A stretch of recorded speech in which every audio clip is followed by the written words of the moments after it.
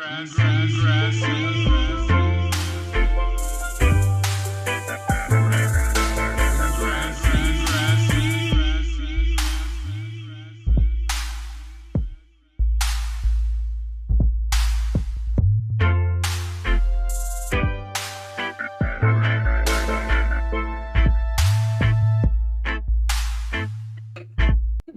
up, everybody? It's Chad. We're back again with another episode of Ask Chad Grassy Logic. We're on our part two of the two-part series for the parenting, cannabis, and the nursing stuff, joined by Shay Carrillo. Thank you so much for joining me.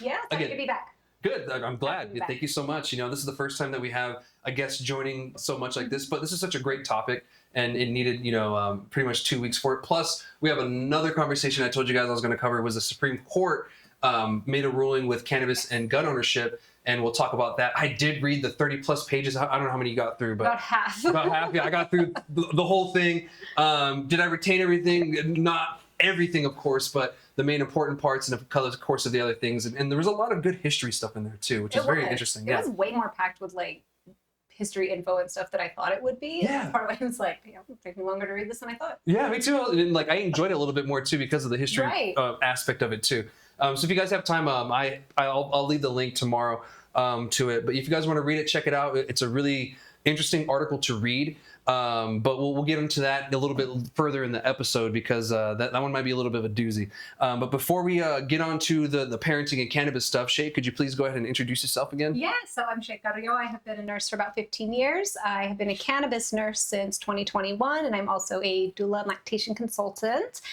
And I have really delved into working in a holistic, functional way of incorporating cannabis and plant medicine into those who are expecting and who've just had babies. Nice. And we do this from more of a harm reduction standpoint. Obviously, we're not here to encourage people to use things they shouldn't be using, but we come from a place of empowerment-centered care where we meet people where they're at and we meet them with where their needs are. And if that requires a cannabis use, at least we provide a safe place where we're getting good information, factual information, and real support that's not fear-based. Nice, yeah. And so that's what I do.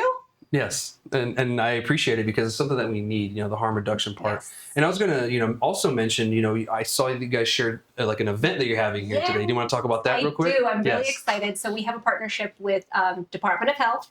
New Mexico Department of Health is going to work with us on June 25th from 6 to 8 p.m. at 940 Lopez Road. For anybody who would like to come, is a free Narcan training and free harm reduction for HIV and STI testing and prevention as well. Good. So this is free to the public. Anybody is welcome to come in for this. You will get trained for Narcan. You'll get a Narcan kit so that you're able to actually get out there and be able to use it if you need to. And we'll get you connected where you can pick up new kits for that once you're trained to know how. Anyone can do this. I will be bringing my own kiddo who's 14 years old to come and learn how to do that and have their own kit just in case. You never know, and it's better to be safe than sorry. Yeah. Especially these days, people getting... It's everywhere.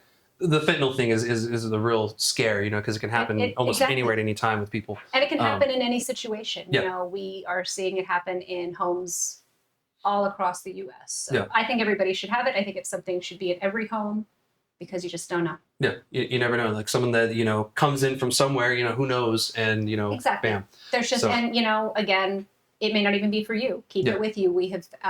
I have a business partner who was in her car and the car in front of her did not go through the light. And it turned out that it was somebody experiencing an overdose. And she was able to administer Narcan the first round before the EMS got there and they ended up being okay. Oh, that's good. It's good to hear. Yeah, and that happened here in Cruces. So it could be anytime, anywhere. And I've seen it before, where the cops have come up on someone who just was falling out of their vehicle kind of situation. And they were luckily just there, when the person was overdosing. So they were able to administer the Narcan and save his life.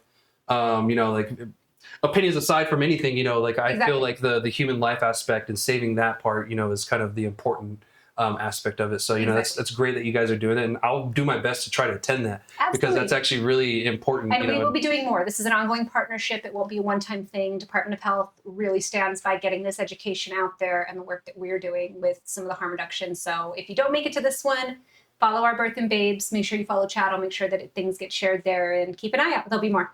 Dope. Well, I appreciate it. Thank you so much. And that sounds like a great event. You know, that's like your first one, right? Like this is our first one for this. I'm really excited. Awesome. So there'll be refreshments and things as well. We'll make it fun. Yeah. And it's always fun, especially, you know, the conversations with you. So I'm sure it's going to be a great time learning over there. But yeah, I look forward to seeing you guys there. And I think that's great, you know, so congratulations. Thank you. Yeah, we're really excited to get this going. Awesome. So let's get into the nitty gritty again with the episode. So if you'd like, could we get a little recap of what we talked about last week? I know that, you know, off the top of your head, it's kind of hard, but I know we talked about pregnancy, you know, when you can, when you can't. You know, we did cover a lot. We covered a lot. We talked about some of those parameters and stuff. And again, know that every being is different. Every person is different. Everybody's needs are going to be different. And our reasons for using are going to be different. And so know that with pregnancy, just make sure you're being supported. So many people who choose to use cannabis in their pregnancy, just when we speak to them, don't feel like they get the support that they should from their medical providers, from people at home, sometimes not even from their partner, and they deserve to have that support. So if you know somebody who is wanting to safely use cannabis but has questions and really doesn't know anywhere safe to go, please send them to a resource like us. Reach out to Birth and Babes. I'll make sure you have my info. Reach out to a doula. Many doulas here in Las Cruces that we know of work with cannabis or work alongside it safely and have good knowledge. Make sure that you're getting your good, knowledgeable info. Don't just go to the internet. Yeah. We do have providers that are doing this, and pregnancy is not a one-size-fits-all, just like this drug is not a one-size-fits-all. Definitely. Yeah. And some people, it's not for them. You know, like I've met many people that, you know, cannabis just isn't for them. And the forever reminder that cannabis is an incorporative term and may not need THC.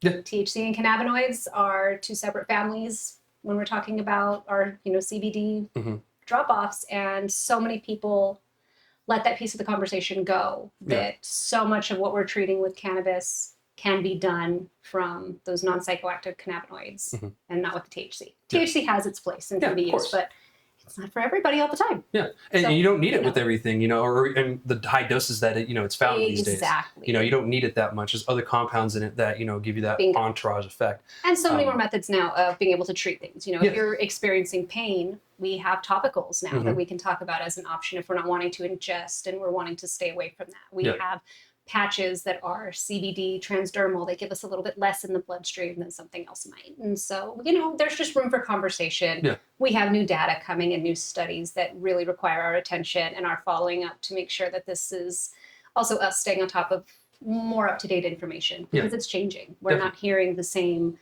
cognitive impairment. We're not hearing the same impulse control issues with the frontal lobe developing in toddler years. We're starting to get a little more comprehensive picture that there's benefits here too. Yeah. With our cons, sure, not everything is one or the other, but it's worth the conversation of the pros. Yeah, definitely. Especially over some of these medications that are on the market. Not everything is for pregnant women either, but they'll throw them at them left and right. And we had that conversation last week. We did. Yeah. Go back and talk. We talk about Zofran. And if you're listening and you're watching this and you're pregnant, you know exactly what I'm talking about. Zofran's a first. They'll give you that for your nausea before they'll give you anything else. Then it's one of the more, it's got a black box warning against pregnancy. Yeah. Which would technically make it more dangerous than some of these other substances like cannabis. Yeah, and you know, you don't have to smoke cannabis, you know, especially these days. And we kind of mentioned it before, which I never recommend. Just say it. Yeah. In any way, shape, or form, if you are going to be consuming cannabis and you're pregnant, my biggest recommendation is not to smoke it. And that's great to reiterate that. It's just always a safer way to go. There are so many other ways. And smoking is just going to be oxygen deprivation across the board. Yeah. Doesn't matter what you're smoking. Don't smoke any of it. No more smoking any of it. Yeah. And I've told people that, you know, the drinks are starting to take over. And it's happening faster than I thought it was. You see in Texas and, of course, the federal government, they're trying to pass things to specifically for drinks. Yes. And to kind of, you know, keep those in a safe little umbrella. And a lot of it has to do with a few things. One, we did a really good job in the 80s and 90s of making smoking anything of the devil. Right? Yes, and 100%. It's hard for us to kind of go back down. I know there's studies and stuff that, you know, smoking cannabis doesn't affect you as much, blah, blah, blah. I get it, but still, you know, there's... Right. Yeah, you know, there's kind of like, okay, but, you know, have we really studied it recently? You know, that's consistent with exactly information. Exactly. You know, we haven't, the studies that I hear about are from 30 something years ago. Plus, right. Yeah, and so a lot has changed since then, and I'd rather us, you know, keep it up to date. If it's still true, it's still going to hold up to today's, techniques and technology Bingo. and stuff like that. So if that's the truth, let's test it again and see if that is, if it's valid data, it's replicatable. Exactly. Thank you. And so that's really what I want us to be, not just like, well, they said this 30 years ago and it still should be true. It's like, well, we should still have up-to-date information because things change all the time. What was this based on? What was our control group like? Exactly. And something we don't talk about enough is how many of these studies were done on men, and we're done on only certain ethnicities of men, and we're only done on certain socioeconomic classes, and only done. And so we had all these other things playing into it. It's the same talk we had with pregnancy and breastfeeding with our cannabis knowledge. So much of the research we have is not for cannabis use alone. We're looking at substance use that incorporated cannabis use. We're looking at recovered from and then experiencing cannabis use. So we don't get very consistent control data. It's more of a blanket than they're kind of making assumptions and filling in the pieces, and it's dangerous, right? Yeah. Like, kind of sounds like when they find one dinosaur bone and then they create a whole dinosaur from that one bone. Right. We saw Jurassic Park when they were like pulling cuttlefish DNA exactly. and putting it in and everything. They're doing the same thing with some of that information. And it's coming from an evidence-based place, but that evidence-based information is old information. Yeah, I agree. It makes it hard. And that goes for many different things, like Absolutely. not just in cannabis or not just, in this situation with cannabis. There's certain things that I feel need to be restudied again to make sure that we are accurate. We are right. This is the way it is. Let's not take something from 30 years ago and say, well, it was that 30 years ago, so it has to be the same. It's like, I don't know, man. Things change. We've learned a lot. And we've learned a lot about how the human brain works, how the body works. What we've learned about the endocannabinoid system since just 2014. Yeah. And the compounds we've discovered since then. It's incredible. Yeah. And so even knowing that knowledge and taking it the step farther, nobody's applying that yet. And I understand we're kind of in a lull. That new information comes and the studies start to come behind it, but I am excited. We're starting to see it. People care enough to do the research. It is coming. I know we talked about that last time too, and talked about some of the stuff coming out of Australia and India, some of the bigger studies. And so I'm excited. Me too. Yeah. It's coming. Yeah, me too. It's slowly coming. And thank you for the recap and everything. Yeah, absolutely. And on that note, with breastfeeding, that's our next topic for today. We're moving into that. This is really the one that we get the most questions about and that a lot of conversation is happening around. Pregnancy, a lot of people just choose not to. Yeah. They go for the discomfort. They say, I don't want to use. Once the baby is born, if somebody's going to pick up their use again, this is where we're going to see it. Okay. And honestly, this is one of the biggest misinformation families as well. When we actually look at data, when we look at what happens with the body, we know that THC itself loves fat cells. It's a very fat soluble. We know this from edibles. If we eat too many edibles and we go too high, our fat consuming foods, we're more high. Yeah. Breast milk is fat. So yes, long answer to short, yes, it's going to cross into the milk. Now, how much though? Yeah. This is a huge filtration system. It's going through your bloodstream. It's going through, still processing through your kidneys and everything by the time it comes in to be made for milk. The actual fat percentage of of fat in breast milk is roughly 3.5% to 4%. Okay, so, So if we've got a glass of breast milk, only 3.5% to 4% of it is going to be fat anyway. Yeah. Of that, we're only going to get about 10% exposure maybe. When we end up doing all the math, we're looking at anything from 0.01 to 0.02 milliliters. So not enough to really be an exchange rate that we see a response from the baby. Yeah. We also do not see a crossover of things like, we've heard the term that there may be babies get milk drunk if mom has had maybe some alcohol left in the system. They breastfeed, baby gets a little lethargic. It happens. Yeah. We don't really see that with cannabis unless they're consuming really, really high amounts. It's just not crossing the milk barrier the same way. Yeah. Yes, it's crossing. Yes, there's a risk of exposure. Yes, if you are consistently using and breastfeeding, odds are that baby is going to test positive. Is it doing damage? Not according to what the recent data is saying. Okay. There is data out there that is very miss back and forth, especially from the 80s. There's a really famous study that came out in the 80s that just condemned it all. It was the one that said exposure during pregnancy is what leads to the impulse control issues. This is why children are having more ADHD prominency. This is why we have these hyperactive kids. It was all kind of a push of that say no to drugs. Yeah. the validity of that research has been questioned. It has been called for review, and nothing has really been done with that. But I'll reference again the study that I referenced last time from out of Ann Arbor, Michigan. They did a very large control group, and they actually saw that babies that were breastfeeding and exposed to cannabinoids that were coming from moms that were consuming did not have the brain impairments. Really? We just didn't see it. It was not consistent with what we've seen in research before. They are going to go ahead and repeat the study, and they're going to move it up. And so it'll get to move up in the world and go to a bigger study. We're all really excited. But it leaves room for question. Yeah. It may be safer than we think. And this is another one where we're weighing our pros and cons. Yeah. The most requested reason that we are hearing for moms to begin cannabis use for breastfeeding tends to be the anxiety. Okay. Yeah. So many things happen to us after we have babies, and breastfeeding is not always the experience we hope for. Yeah. And this is, if you're a mom, I hear you, I see you, because I have been there. I have held that baby while they don't latch, or while they latch and it just doesn't feel right. And it's frustrating.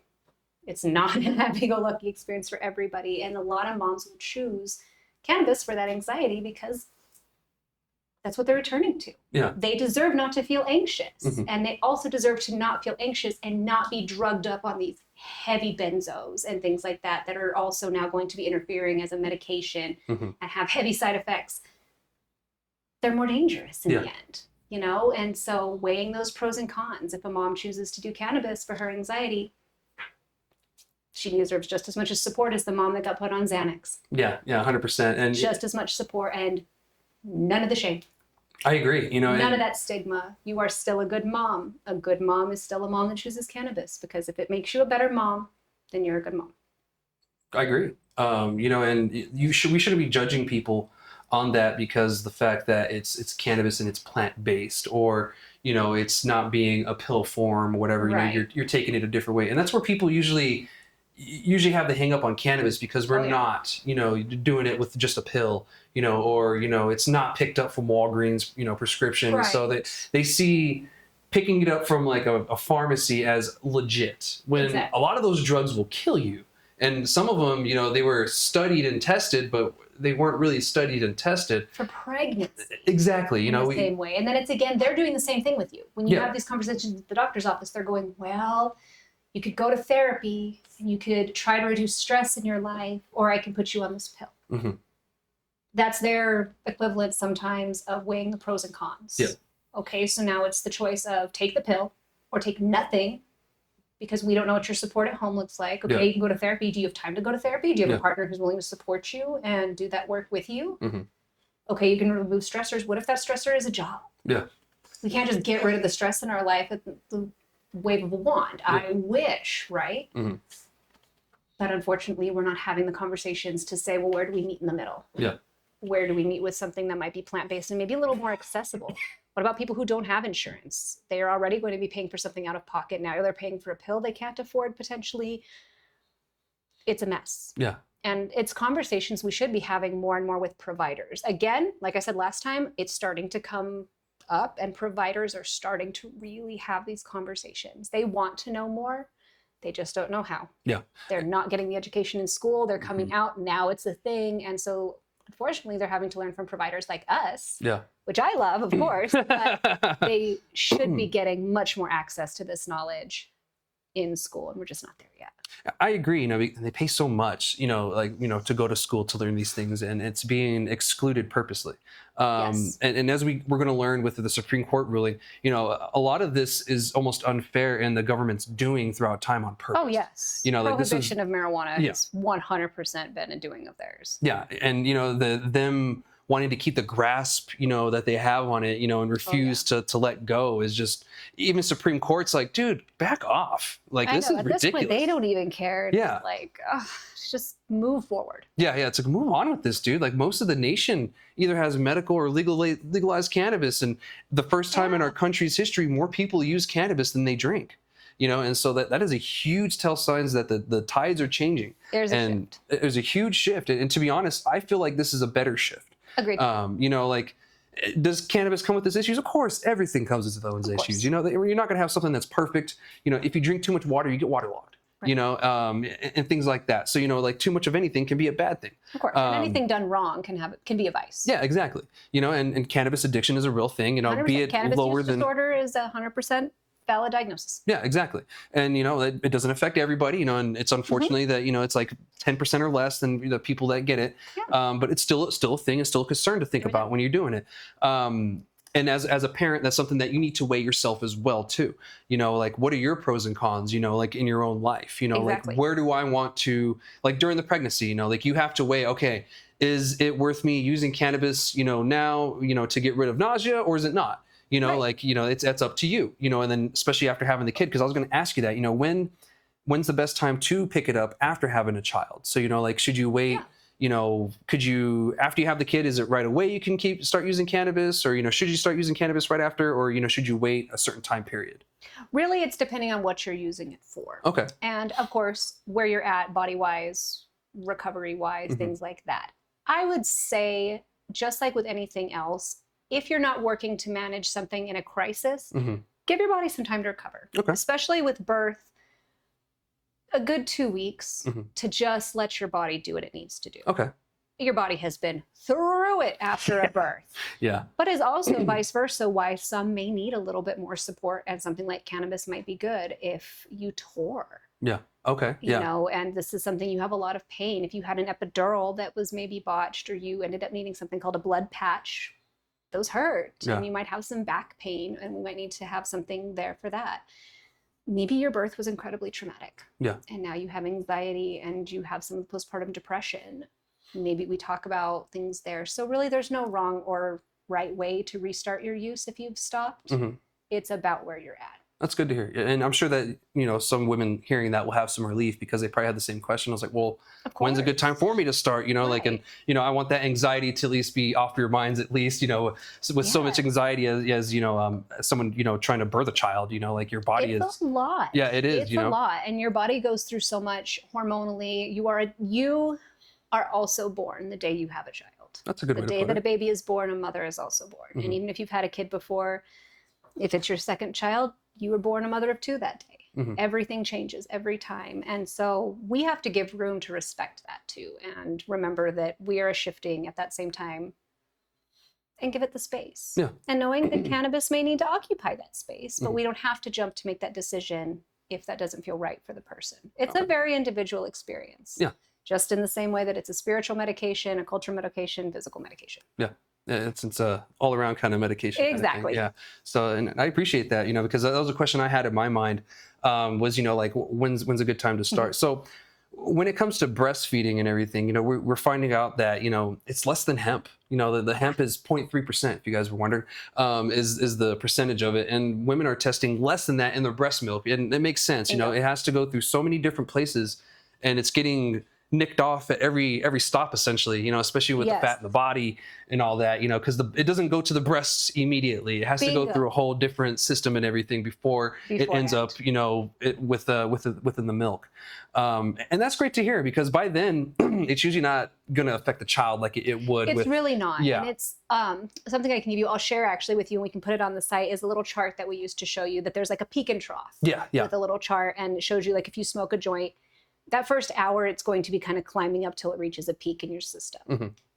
Some moms will choose to pump and dump, especially if they're already doing a really small amount, and they'll treat it like alcohol. Yeah. And literally smoke, let that hour pass, give it about 2 to 3 hours, they'll pump and dump. You can do that. Yeah. Is it any more effective than pump and dump for alcohol? We don't know, because we don't even know that pump and dump is effective for alcohol. Yeah. There you go. But everyone does it. Everyone believes in it. Where did that come from? We don't really know. So many of these things come from a place of knowledge. Yeah. Just don't really know where to pinpoint it. I learned about that being a myth when I took my classes to become a lactation counselor. And it was one of those, they're like, unfortunately, a lot of these things aren't proven. They're not evidence-based. Things like lactation cookies, that the ingredients up your milk. There's no science to that. Yeah. There's no science necessarily to drinking a dark, stouty beer makes your milk come in. There's no science, but worked for me. Yeah. Worked for tons of people. Yeah. And so that's also a huge argument for cannabis and things too, right? Yeah. Just because your data didn't support it the way that you modeled it doesn't mean it doesn't work in other circumstances for other people. Yeah, exactly. And that's where my hang up is on data collection. You know, we've talked about this before. Is it has to be collected. It's always so biased. It's the hardest part, right? You can manipulate it any way to get any answer you want if that's your prerogative, you know, if that's what you want to do. And that's the unfortunate part, because a lot of the times that's what happens, unfortunately, you know, because of the mighty dollar. But to women to be the most understudied. Yeah. Right. To be, I mean, we're just now, what was it, as of 3 or 4 years ago, they just started using blood to test period products. Really? For women, for female hygiene. I They have did not never know used that. blood in testing. Yeah. It's always been the colored water and stuff, and then they wonder why products don't work, but they were literally not using human blood or menstrual blood, which is a little different consistency and things of that nature. And so, you know, women just tend to be behind on the studies, let alone into cannabis. So even what we know about cannabis is farther back, even, because they're like, no need. Yeah. It's not a man's issue. We don't need to worry about this. And so it'll come. Yeah. Come with time. And I did kind of notice that growing up. I grew up with sisters, you know, like, so I grew up in a household full of women.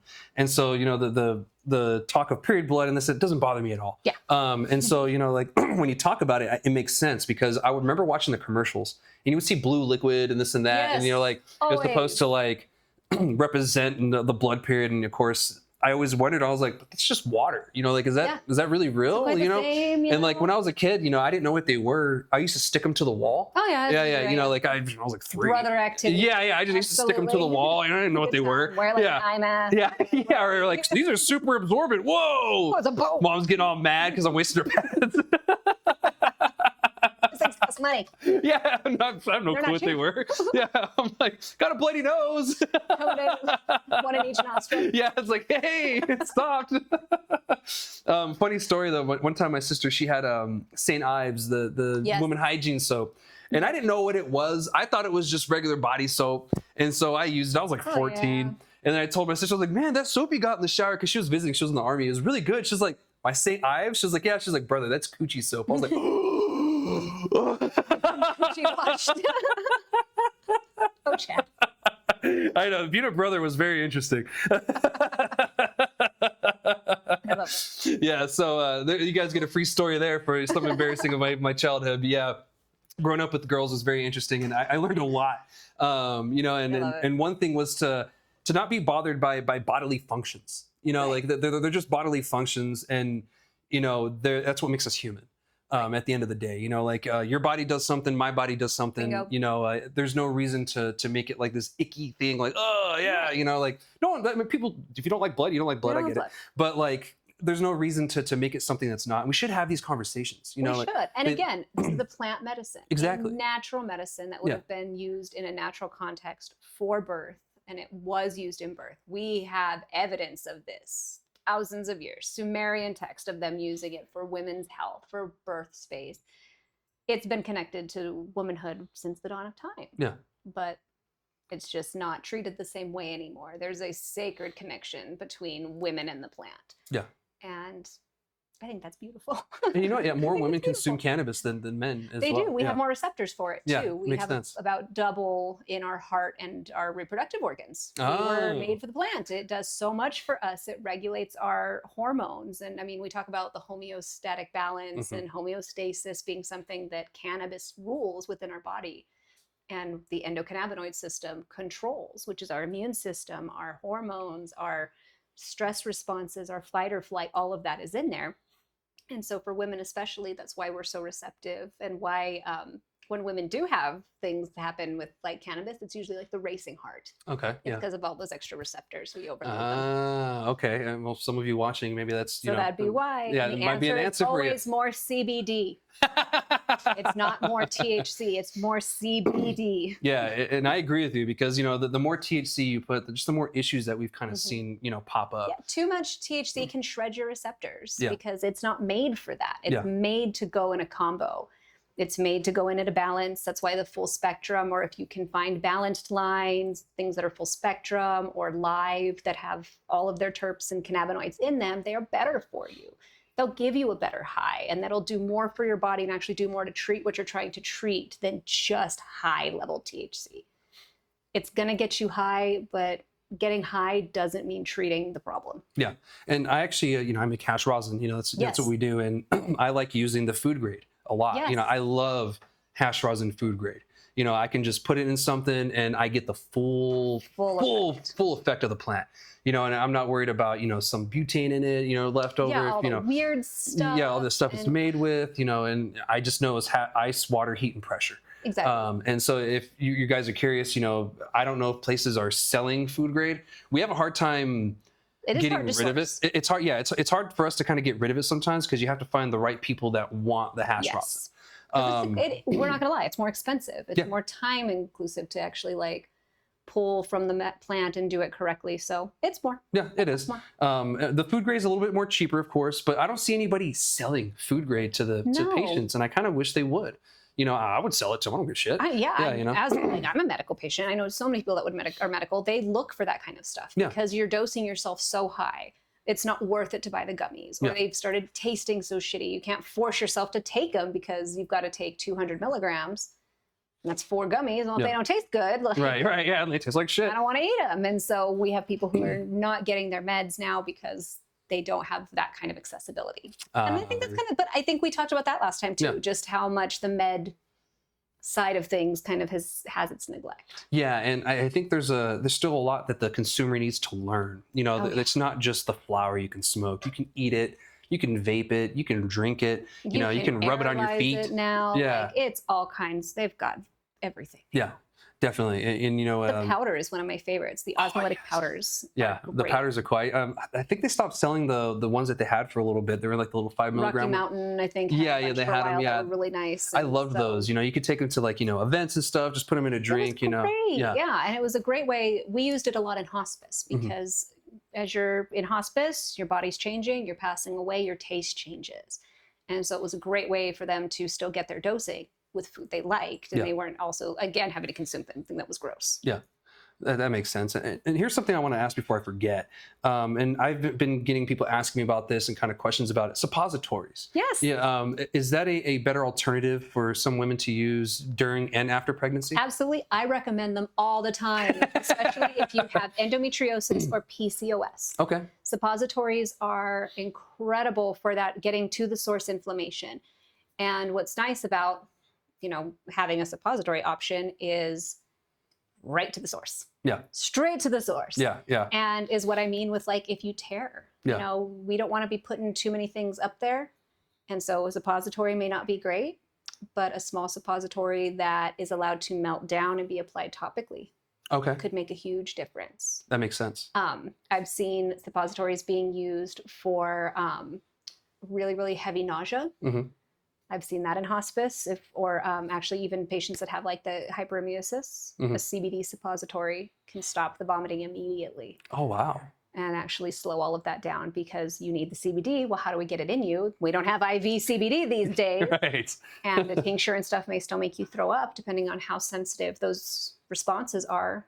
Suppository is a great option. It is. You're right. You skip that whole area to go straight to the bloodstream. Yep. Another one, and not as popular, but I have seen it especially with veterans and stuff who have lower back injuries or they took major hip injuries. We'll use the suppositories because it's much closer to the site. You get better muscle distribution there because it's just kind of there. And so there's some debate there. They're like, you don't really. Yes, you do. Yeah. Especially something like cannabis and stuff. It's so close to the site. You're getting a high enough amount. I mean, the suppository is also not going to generally be 1 or 2 milligrams. They're going to be a little bit higher. We're going to start them at 5 and 10. Yeah. So you're getting a much more concentrated play out there. And so they have incredible benefits, male and female. Yeah. And I was going to say, that doesn't just mean for women. It means not for men at all. too. Yeah. And it's a great way to get your cannabis in you in a way that is not smoking it, better on your lungs. It's a little more even too than an edible.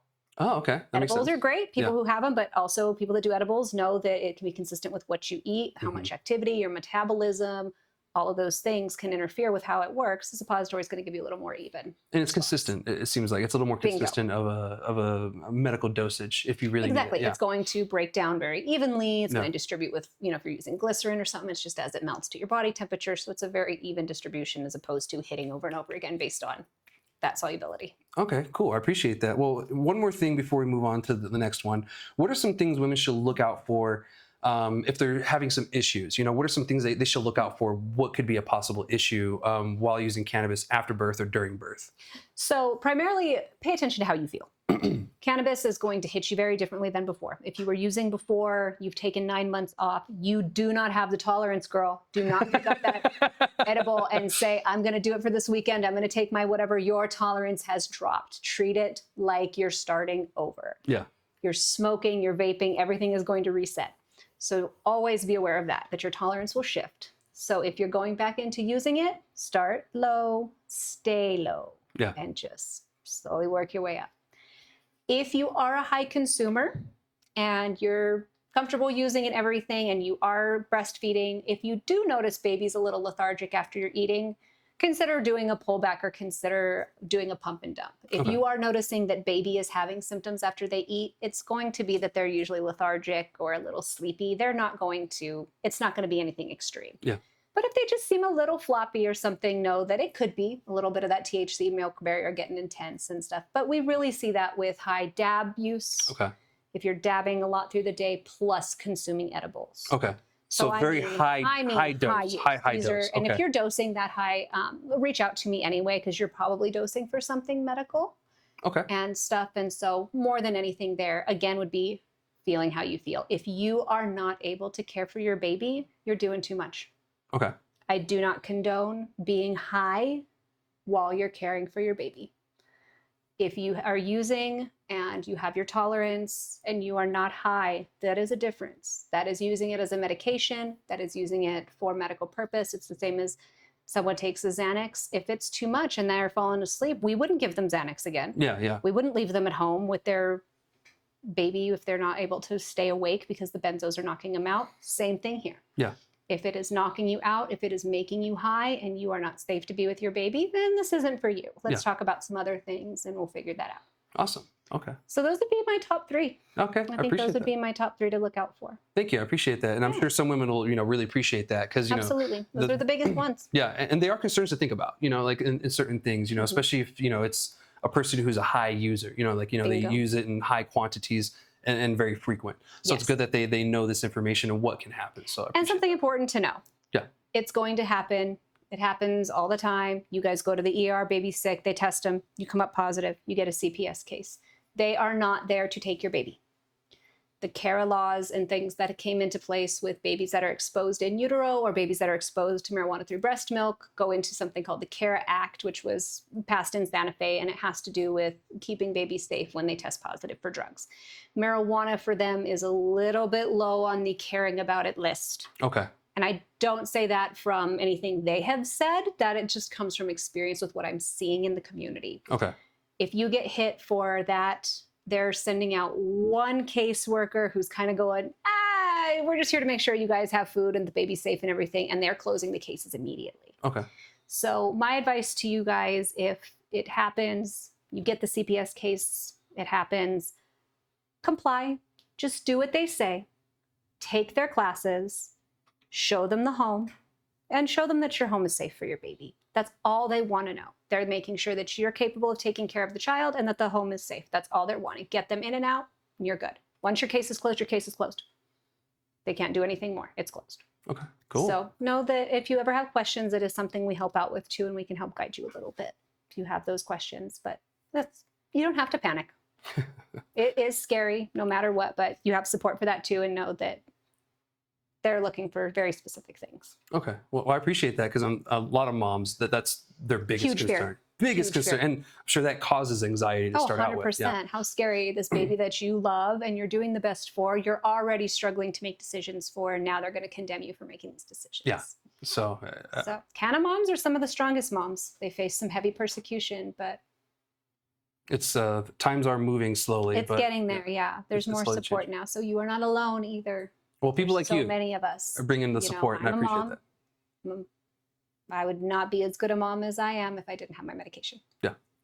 So I appreciate that. And a lot of this seems like it's coming from experience too. So I Yes, appreciate 100%. that. And people like you are the reason why things will get better. And hopefully with, your push, the education you're pushing, the support you have, we can get the CPS to understand, a little bit more and, get the state. And it's already working. If you have DOH on your side. I cannot believe they wanted to work together. Yeah, having DOH on your side is huge. I couldn't believe it. I actually have, and so I have a breastfeeding course that I do for anybody who's interested. I'll get with you for the next couple and get you some flyers, but June 27th, I will be doing another course online, 6 to 8, another that, and go get everybody the Google Meet for anybody that would like to be a part of that. Okay.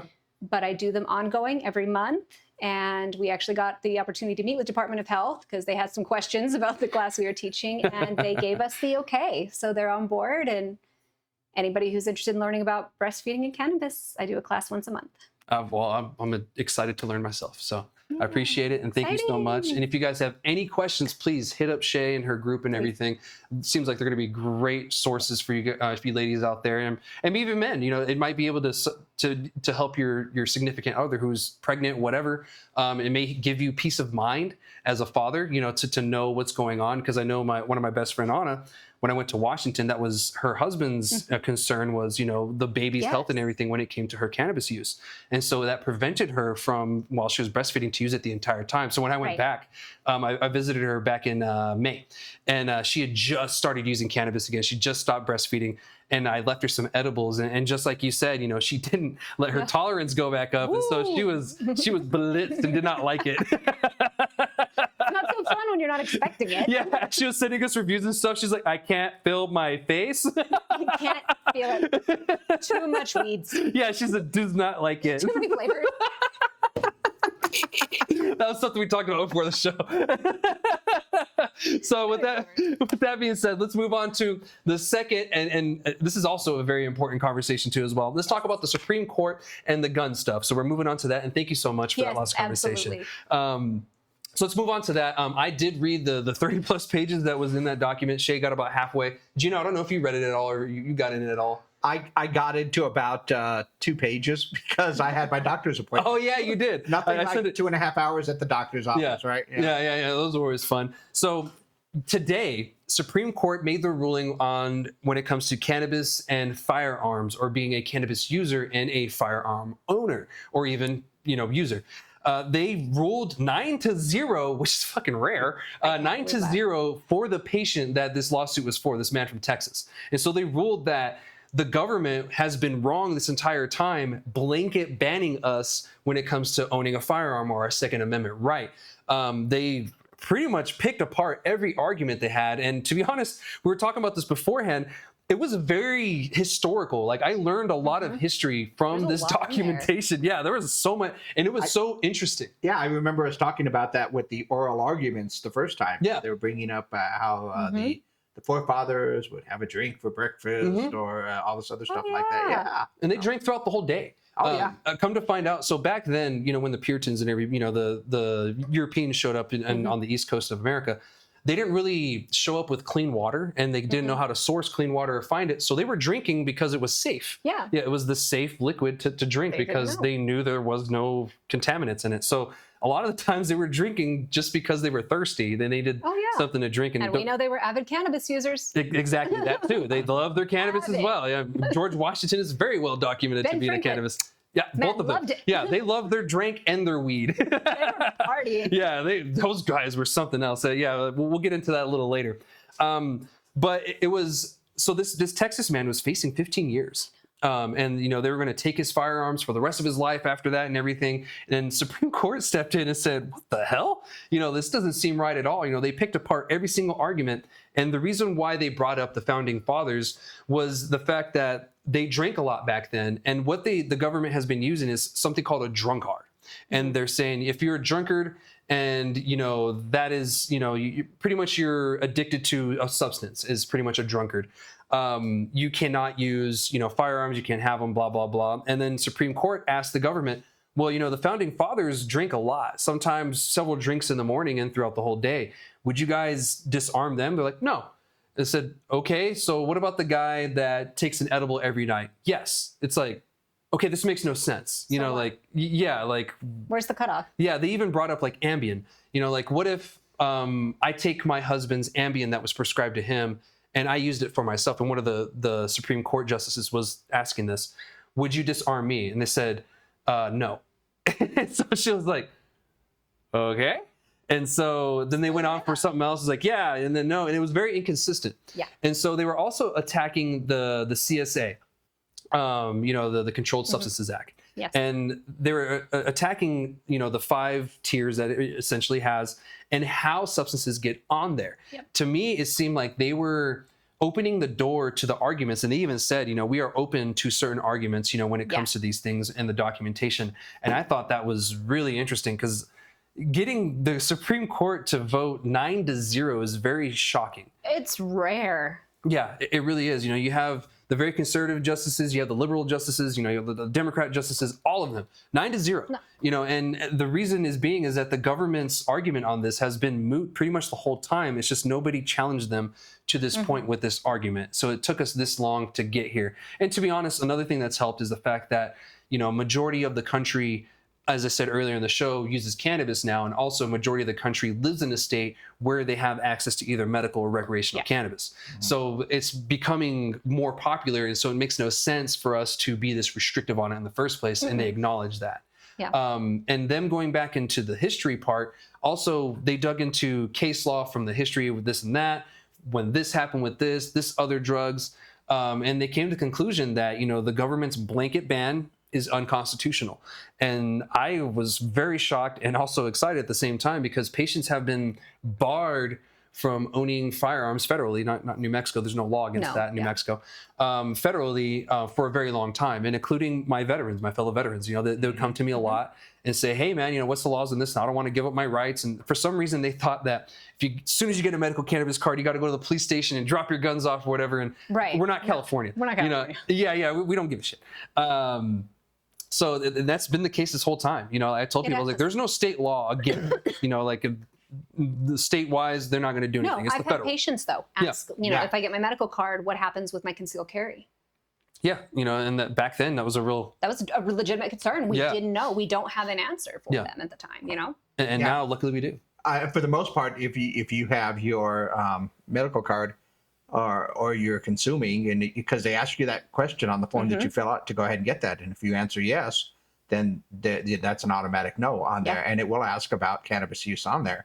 So that whole question about that and whether or not you're a drug user or prescribed drugs or anything else, that's when they're saying that it's a bunch of BS. And actually, they just changed that. They just changed the whole thing on the form. Yeah.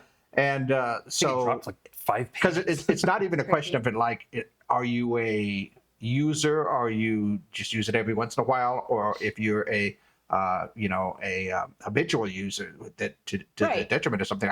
All these different ways of going on it. But for the most part, like you're right, if you wanted to buy new guns as a veteran, that's where that question is going to come in. But if you owned them already, you're pretty much cool with it. Stuff like that. You're not going to have any problems. But once again, that whole thing today just changed all of that. Yeah. Oh, it flipped it upside down. Yeah, it shifted everything. I pretty much knew this was going to happen. From the way that the justices were arguing, with the government the whole time. They did not like the government's answers at all, because the government was pretty much saying that any cannabis use whatsoever means you're addicted to it and you're an illegal user, whatever, blah, blah, blah. And they're like, how? And so they got into it, and pretty much what was said is the only way you can be considered an illegal user is if you are so addicted and high to the substance that you cannot do your own affairs. And I actually have a quote right here from one of the justices. I will read from you guys verbatim what they said. It says, just consider how some of the statutes the government relies on define the term. To qualify as a habitual drunkard under an early Arkansas law, someone had to drink such excess that he was incapable of conducting his own affairs. Now, this is similar language that's found in many other states in early case law. And this is pretty much what they're basing it off of. If you are so drunk or so out of your mind that you can't even function as a human being, then yes, you are considered. And to be honest, that is fair. Yeah. If you were just so out of it, and at that point, you're a junkie. And that's the best way to That's define when you get that. people, like, it's literally medical incompetence, right? Exactly, You get yes. your rulings and you have them in front of a psych Yeah. and they go to court and you have a guardian. And none of that happened. That's another thing they mentioned. No, It's this like, was not somebody who had a court-appointed guardian because they had lost guardianship of themselves. yeah, this is someone who just, and this whole case is kind of bullshit. So the poor guy, he's a Muslim man. He's from Pakistan. His family's from Pakistan originally, and his family was raided by the federal government under terrorist suspicion. So they suspected them of being terrorists and, you know, terrorism, whatever. And the man has dual citizenship in America and in Pakistan. And they searched the house and he let them know he had some weed and, you know, they've whatever. And they actually found some cocaine in his parents' closet that he took responsibility of. It said, my parents took it from me. They were just holding it, but that is mine. They didn't charge him for that. They just charged him for the weed. That was it. Okay. Just because they knew that was going to stick more. And so they ignored the cocaine. And another thing that the judge says, you guys don't know how much he uses. You don't know how much he smokes. You didn't know establish why he's doing it. yeah. You guys haven't established him being a drunkard in the first place. Yeah. Like, this whole thing is moot. You know, and here's another quote from one of the judges too. Marijuana consumption is increasingly common in this country. Many states have legalized its use and sale, and although possession of the drug remains federally a crime, very few persons are convicted of that offense each year. The government has largely tolerated the product for sale of marijuana when done in accordance with state law and has allowed a multi-billion-dollar marijuana business to develop. For its part, Congress has restricted the use of appropriated funds to prevent states from implementing laws that allow the use, distribution, possession, and cultivation of medical marijuana, or to prosecute certain parties that produce, distribute, or possess marijuana in compliance with state law. And so these are the justices literally saying that, guys, like, you are lost and you are behind on this because even the states are kind of like a little more ahead of you, and you guys. And to be honest, we had the Cole memo, you know, a few years ago, you know, on top of it. 2 years ago now, yeah, and I think they mentioned that as well in this documentation too. And what are we going to have in a couple of weeks? You know, they're going to have the hearing, the rescheduled thing, the rescheduled hearing too, as well. And they actually mentioned that in this documentation too. At the time when they had the first hearing, cannabis had yet to be rescheduled, and now that it is rescheduled is even more of a reason for us to go this route and to protect people's rights. So this right here is a huge win for patients in this nation. it is. Yeah, and you know, like the freedom thing, and of course for my fellow veterans out there, you guys can rest easy knowing that you're not breaking the law anymore. Right, and how shitty. Like, nobody should have had to sit on that fear to begin with. When it just shouldn't have been expected. Yeah. And like, you know, people can have their, you know, opinions on guns and this and that, whatever, you know, the Second Amendment exists. It's a thing. We're allowed to do it. We're allowed to have it. You should be able to. And, you know, Again, barring safety, exactly, moderation, education, all adults, education. yes, having all of those things in place. And if we focused on that instead of trying to go after stuff like this. yeah, and education goes a long way. You know, like when I was in the military, they were very, very, very strict on our weapons and the education and, you know, proficiency and muzzle awareness. I was at the gun shop today, and the guy that was the guy at the shop showed him the gun. The dude cocked it to make sure it wasn't reloaded. He was pointing right at the dude at the counter, and I was like, I even cringed. I'm like, I was like, what are you doing? Like, when I got mine, I pointed at the ground and everything, you know, and I was like, I'm just a little white girl. What are your 4 basic rules of guns right there? Yeah. He says, never point it somewhere at something that you don't want to shoot. Yeah. You know, always be aware of what's in front of you and behind your target. You know, always check to see if it's loaded. Yeah. And so that always clear your weapons. Yeah, even if the person in front of you cleared it and handed it to you, you re-clear it after they hand it to you, because you just never don't know. And I learned that the hard way in the army. Drop the mag, clear it, make sure it's good, put it in there. And I would never, if I'm checking the sights or something, I'm always pointing down. Yeah. I'm never pointing it anywhere. No. Yeah, and the same They thing. cover that when I learned concealed carry. Yeah. It was like one of the biggest pieces out the gate. And for those of you out there, got my gun. concealed carry classes, for sure. I mean, such great education. Just Yes. take them. And Yeah. I mean, especially if you don't like guns. Yeah. If you don't like guns, take the concealed carry. They get you really familiar with whatever you're qualifying with. You get to bring your own. They help you. They're so sweet. And like, guns, just like anything else, if you can understand a gun and understand what it's for and to treat it with respect, like we do anything else. Yeah, it's basics. When you're going through there, it's just training whether you're taking a concealed carry course, whether you're just going out to the range to make sure you Hunter know how to use your safety. hunter safety. Just like Exactly. hunter safety, even, right? Right. Something that's I mean, simple, there's so many different reasons why you would want a weapon. One of them is for self-defense. One of them is for sport shooting. Yeah. You're going out competitions. Yeah. You know, Fun. I think I mentioned to you, it's that I have a goal. I'm going to hit 1,000 yards sometime in the future. You're Planking good. 1,000, dude. That's a real thing. 1,000 on an 18-inch target at 1,000 yards, man. That's impressive. That's gonna not get easy there. to do. Yeah. Oh, now I have to work on 10 yards, but after that, We'll get there. it's good. Just got to work on that trigger squeeze. Yeah. Breathe. So, what are you guys' thoughts so far on this and everything? Just. I think it's a move in the right direction. And if we can open up this conversation about blanket bans, Yes. oh yes. my gosh, what we can do with Oh my all of gosh, that. because And this so- opened it up for so much. so Like, if you guys read the documentation on there, they are open to arguing all kinds of the shit stuff now. they said they were open to conversing about is, and on top of the rescheduling, it gives me a lot of hope. Me too. It's got some good stuff coming. And Mhm. so, again, this isn't even about gun control or Yeah. anything. This is truly about, I'm going to say it, I feel like this was about discrimination. I feel like Yeah. this case was an incredibly discriminatory case on multiple levels. The dude they Yeah. thought he was a terrorist just because he's from Pakistan. I'm over all of that. And so, like, it's just, What the hell? To This be was fair, a mess. no, they thought his family were terrorists. Okay, yeah, this family were terrorists. You're right. No. Ugh. Yeah, either way, though. Still, like, it's just, so I'm really glad that this is the turnout Mhm. of it. Yeah. And I'm really glad to see that the forward momentum is still there. We're not stalling out. We're getting good conversation. We're getting education. We're getting the right questions being asked. Yes. This hasn't come up yet. Mhm. This is the first time that we're bringing up something and saying, is this discrimination? Or did we follow the law? And they're going, wow, there's not even a law that, this wasn't a law that should have been. Yeah. In place- You it guys isn't a created law. something that was, what the hell? But Yeah. that question on the forums, that's been something that people have been wanting to fight for the longest time, and they're waiting for the right case. A lot of people thought this wasn't the right case to go ahead and bring it up because of the background on the case itself. Mm. But can see that. actually, there are a lot of people who wanted Hunter Biden to bring it up because of His case, you're right. That's You know what? right. That might So- go away now. Oh, It- shit. I It was gonna was say. because once Because this again, is all drugs. This isn't if- just cannabis. yeah, Yeah. because of as a habitual user or something like that. If you're in recovery, how long has it been since you've last used? Are you Yeah. actually using something for medical cases?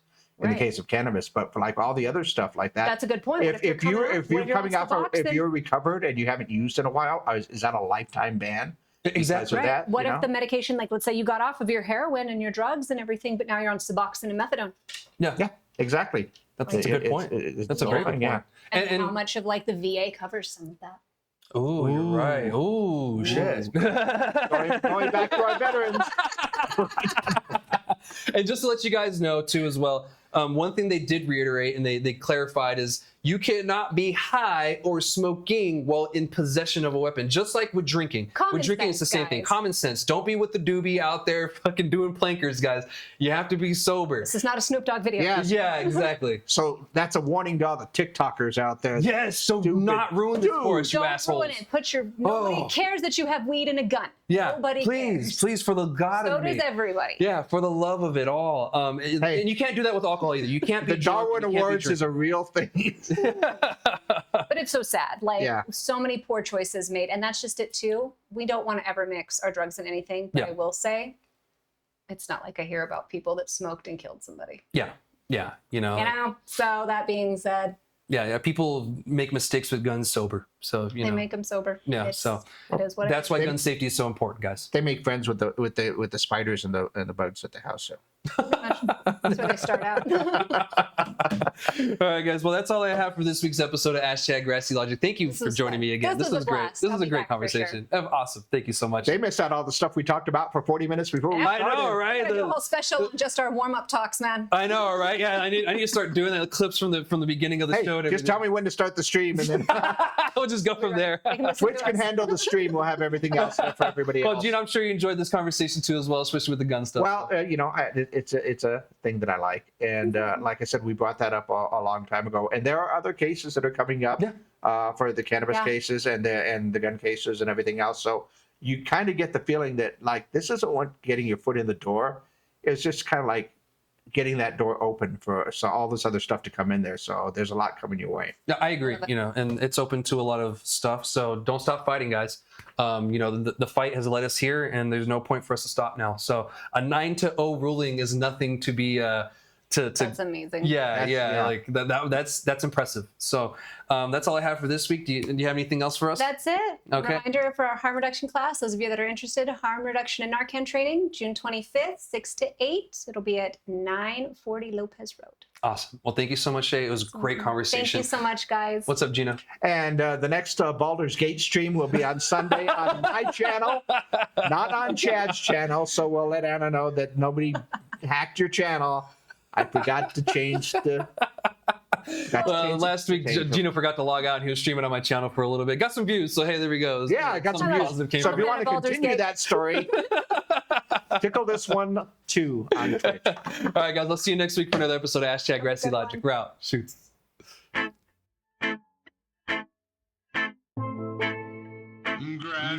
Grassy.